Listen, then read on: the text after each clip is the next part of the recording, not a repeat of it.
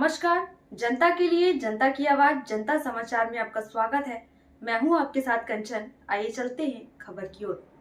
मध्य प्रदेश के रीवा में NH30 पर दर्शनार्थियों से भरी बस खड़े डंपर में जा घुसी। बस उत्तर प्रदेश के बनारस से कर्नाटक के बेंगलुरु लौट रही थी। हाईवे में बस चालक ने ओवरटेक किया लेकिन नहीं निकल पाया।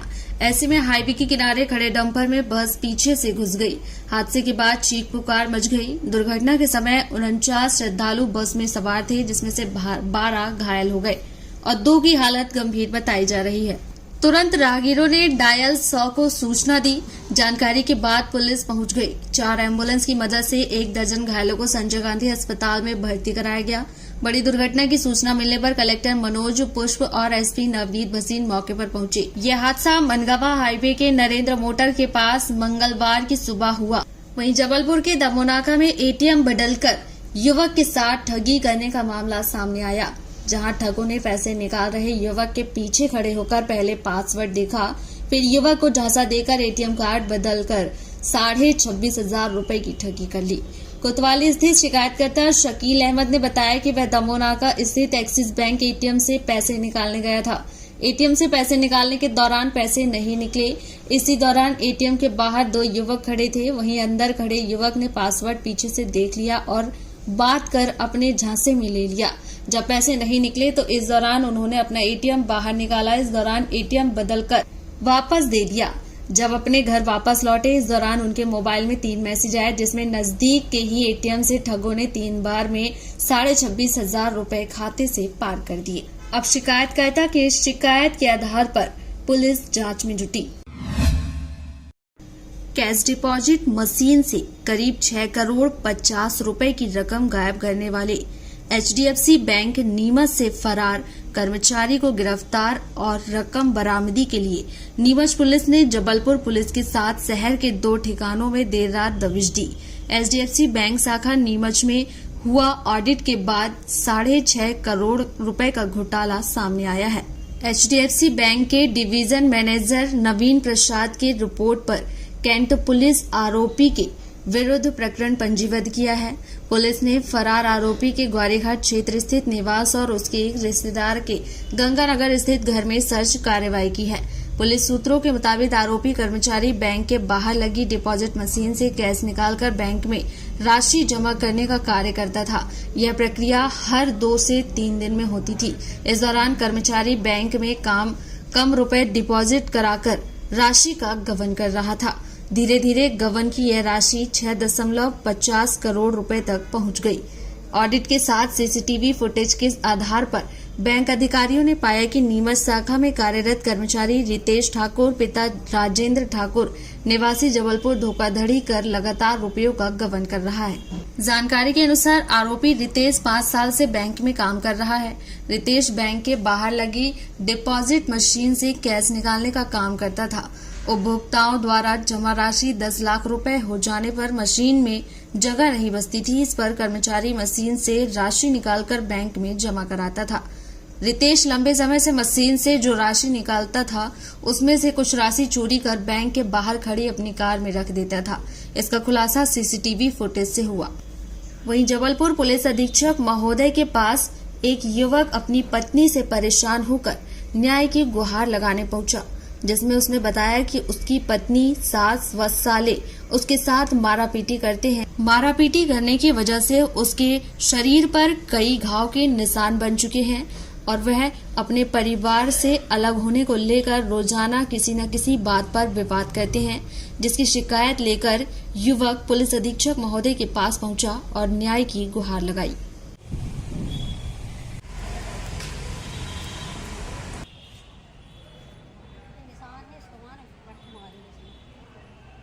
दुकान चलाता हूँ, परिवार के साथ रहता हूँ। मेरी बीवी आए दिन मुझसे लड़ाई करती है और ले दे के ना मायके चली जाती है और वहाँ पर एक झूठी कंप्लेन कर देती है। झूठी कंप्लेन करने के बाद ना पूरा परिवार वाले आके थाने में रिपोर्ट करते हैं और पुलिस वाले भी ना कोई सुनवाई नहीं करते हैं मेरी और उन्हीं का फेवर लेते हैं। क्या बोलते हैं पुलिस वाले? हाँ, क्यों करती है धमकी? धमकी कि अपनी माँ को छोड़ दो, माँ को छोड़ दो, माँ को छोड़ दो। क्यों करती है ऐसा? क्या कारण उसका? नहीं पता। उनके जो माँ, उनकी जो मौसी की लड़कियां हैं पूनम, उनके जीजा हैं अमित विश्वकर्मा, उन लोग आए दिन मेरे को धमकी देना, उनकी जो मेरी सास है वो मुझे धमकी देती हैं, और यहाँ तक कि मेरी बीवी ने मेरे ऊपर हाथ तक छोड़ी है, अभी रॉड मारी, मेरे पीठ पे पूरे निशान बने हुए हैं अभी भी। किसने मारा? बीवी आपकी? बीवी ने, मेरे साले ने सौरभ विश्वकर्मा, मेरे ससुर शंकर लाल विश्वकर्मा, मेरी वाइफ सुरभि विश्वकर्मा ने मेरे ऊपर हाथ उठाया है। इसकी शिकायत तुमने थाने में दिए थे? थाने में किया तो पुलिस वालों ने और उल्टा ना मुझे ही बंद किए, अच्छा। और कहती है हम तुम्हें झूठा दहेज प्रथा के आरोप में ना बंद करा देंगे। कहाँ रहती है, क्या नाम है इसका? उसका नाम सुरभि विश्वकर्मा नाम है, ये बजरंग नगर में रहती है, बजरंग नगर रांची। क्या नाम है आपका? अखिलेश विश्वकर्मा। आप क्या चाहते हो? मैं भी ये सब चाहता हूँ, सब कुछ जैसा चल रहा है वैसे ही चले। नेशनल रेसिंग चैंपियन चला रहा अवैध गैस रिफिलिंग का प्लांट।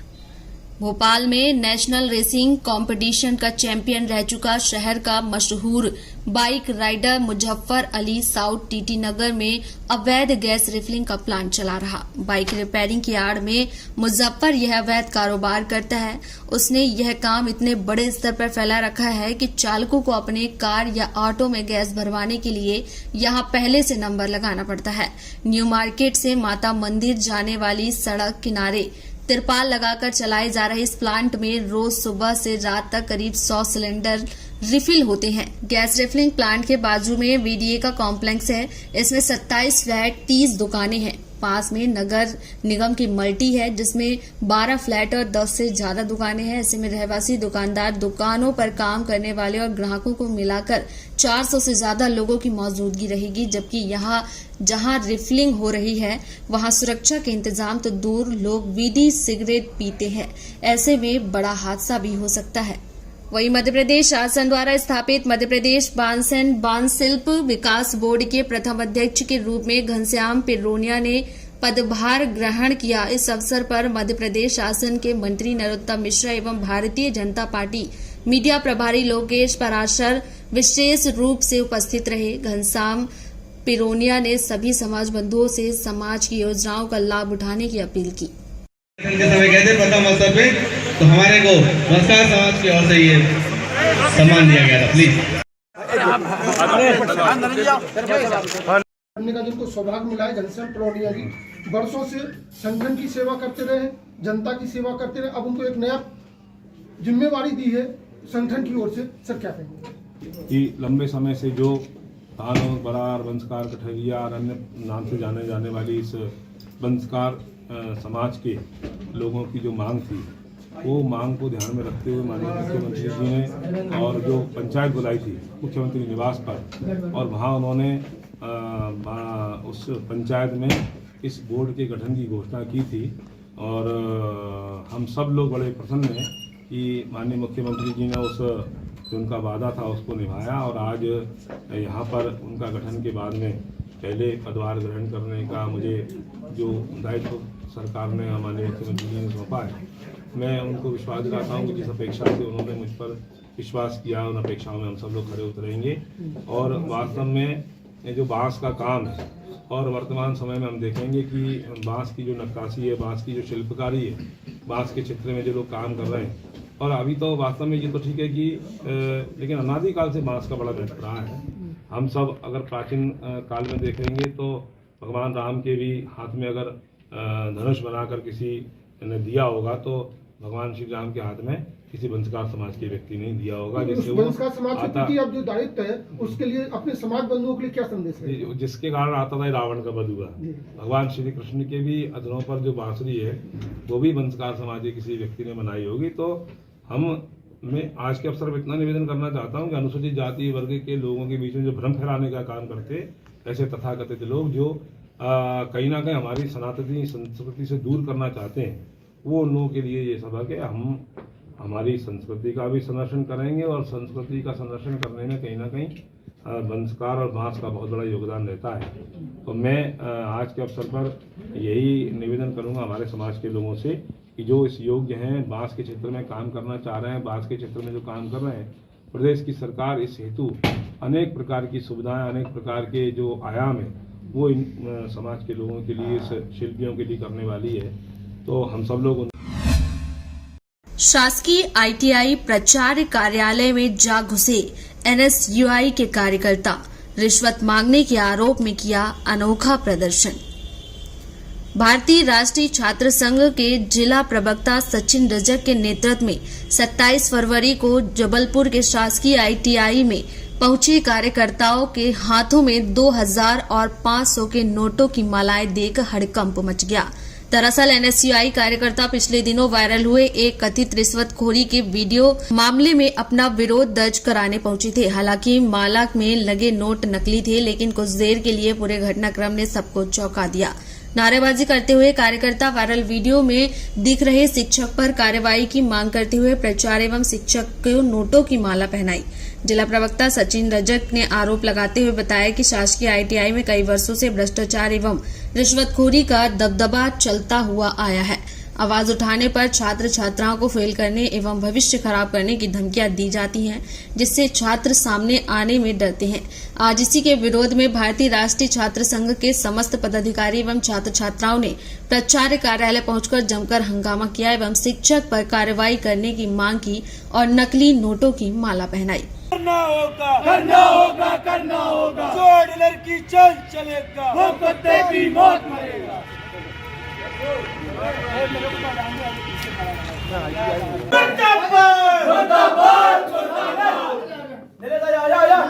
छात्र के सम्मान में, छात्र के सम्मान में,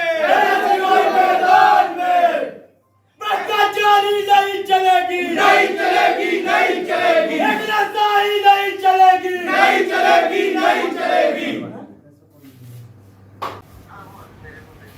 जी, हमारी एक मांग है कि आपको तत्काल प्रभाव से यहाँ पर उनको सस्पेंड करना पड़ेगा और निलंबित करना पड़ेगा उनका। ना तो NSUI यही प्रिंसिपल ऑफिस में उनके दफ्तर में बैठी रहेगी।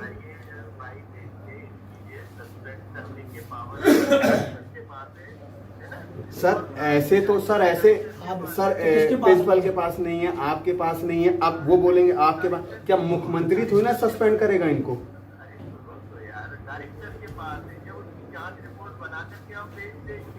सर मैं वही बोल रहा हूँ, आप ये तो महीनों सालों चलता रहेगा, ठंडा हो जाएगा बिस्तर और फिर आप बोलेंगे सस्पेंड हो गया, खत्म हो गया।